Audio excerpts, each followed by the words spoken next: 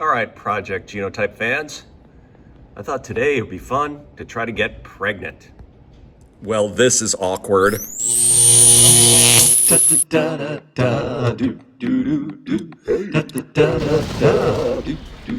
All right.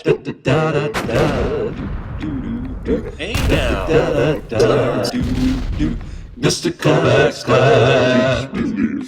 It's Mr. Kovacs class. You might learn a ton. It's Mr. Kovacs class. It's interesting too. It's Mr. Kovacs class. And he's super cool. It's Mr. Kovacs class.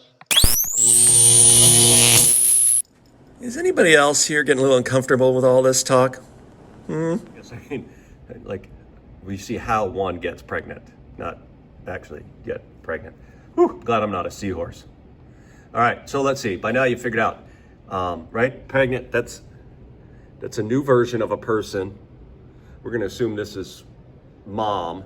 And in our kind of thing, she probably made an egg, right? Because that's what we usually associate with mom. Well, we know that in our kind of thing, the egg makers are also the baby carriers, right? Seahorses, it's opposite, but all right, so let's see. She made an egg, so that egg had to have been fertilized by a sperm, and by now we know that a sperm is basically just a nucleus with a tail, right? Nucleus with a tail, and sperm are made in testes. They're stored in the epididymis, and then really what happens is they're stored here in the epididymis, and we call it ejaculation. When a sperm maker releases a sperm travels through this tube. It's called the vas deferens. As it passes through this tube, it goes by a couple of other organs. These are called the seminal vesicles, and then this is called the prostate gland. And what these organs do is they release a fluid, including fluid that has it's almost like an acid buffer, a fluid for the sperm to swim in, but also when the sperm enter the woman's body, they're going to be under attack from a lot of her immune system. So it's kind of a protective thing. And then they flow through, so the sperm cells are made in the testes, epididymis. They go by the seminal vesicles in the prostate. We call that fluid with sperm, and the fluid is called semen, and it travels through the penis, the urethra, and out the end of the penis. And yes, Mr. Kovac just said penis. That's what it's called. Cannot believe he just said that word. I'm gonna lose it. Quick aside, have you noticed that in the English language, when we want to be vulgar or mean or gross, we often use words that are associated with the reproductive system? Either that or going to the bathroom, right? That's it. If you want to be mean or gross or vulgar, use one of those words. Interesting how that is in our culture. All right, now some of those sperm cells have to make it to the egg, which isn't as easy as it sounds. First of all, if there's not always an egg, right? Women in our species, egg makers make eggs about once every 28 days. And the reality is they're only in a place where they can be fertilized for maybe about a week. Okay, so the egg is released here in the ovary. It travels through the fallopian tube. This takes about a week for that big egg to get all the way to the uterus. In order to get pregnant, that egg has to be fertilized by sperm before it gets to the uterus. Okay? If it doesn't, or if it gets fertilized in the uterus, you won't get pregnant because it has to stick, right? And then if there's no pregnancy, then the egg just leaves. Right? That's how that works. So sperm cells, right? Sperm cells, first of all, they have to swim. They have to go through this teeny tiny little opening called the cervix. So when a male ejaculates, there's about 200 million sperm cells. Okay, so 200 million cells versus one. It's like that one egg, right? It's like that movie. This is Sparta. Yeah, 200 million sperm cells. So first of all, to get to the egg, they've got to find a little teeny tiny opening called the cervix. It's about the size of the head of a pin. So most of the sperm cells just swim around here in the vagina when they never make it, and then they eventually die, right? But some make it into the uterus. Now remember, it's dark in here, and sperm don't have eyes anyway. So they just swim in a straight line. Some of them just bounce off the walls, right? The egg's over here, right? But there's another ovary over here that doesn't have an egg. Half the sperm cells go the wrong way. Let's go, boys. Let's get them. Right? The other half go this way. So you start with like 200 million. By the time you get to an egg, you're down to like a couple of hundred, maybe 200 sperm that can maybe fertilize the egg. All right? That happens here, fertilization.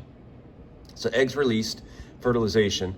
Now to become pregnant, you're not pregnant now. That fertilized egg, we call that a zygote, has to make it to the uterus and stick to the uterus. Right? So let's see, this could be, right, it could be Monday when the egg gets fertilized, Tuesday, Wednesday, Thursday, Friday, Saturday. It could be almost a week later. It could be next Monday before you are officially pregnant. So yeah, right? You'd have sexual intercourse on Monday. You may not actually be pregnant until the following Monday, right? And you'd only be pregnant if this egg sticks. If the egg didn't stick, even if it's fertilized, you don't become pregnant. Okay, so fertilization has to happen first.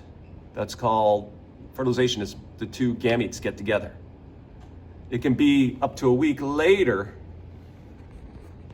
before that egg sticks to the uterus. We call it implantation. That is when you are pregnant. But you may not even notice the pregnancy symptoms until another couple of weeks later, because, right, it takes a little while for that guy to grow and for all the changes that mama has to go through to carry a baby. All right. Now, the old-fashioned way, we call that sexual intercourse, but you don't actually have to have sex to get pregnant. Now we know there are a lot of people now that have, we do what's called in vitro fertilization, whereas you collect eggs and you collect sperm and you put them together in a test tube, and then you let them grow up and then implant them in the uterus. This is like, when we talk about cloning, right, you'd always have to put, right, there's actually no actual sexual intercourse involved, but it's still sexual reproduction.